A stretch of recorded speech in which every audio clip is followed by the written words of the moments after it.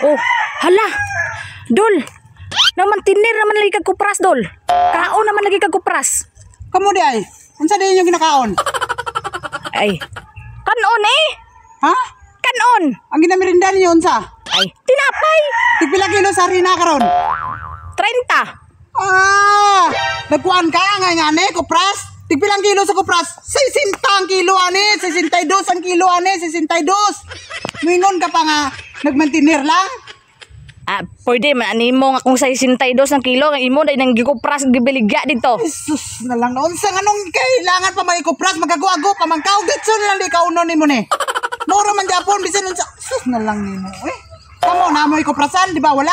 Kami bisan unsa oras na mo mukaon og 62, automatic makakaon din mi. Ah, pero lami man po tong bisan tag 30 lang kilo, lami man po di mong kaon. Kini di ay.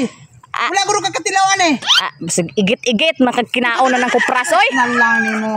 Mao ni sa ang paborito nga kauno na mo dre. Unsa naman taon ka? Tig 62 ang kilo ani. Oh, Ay, nalang nimo.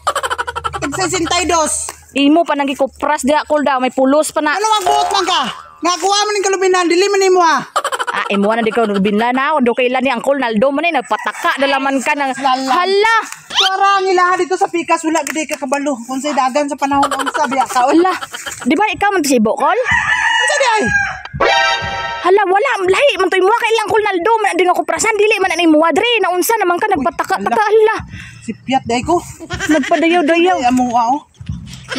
Just passing man day ko anong daganan. Na de mao na padayaw-dayaw pa kag 62 kilos ha tapos wala man day kay kalubinhan nimo ha.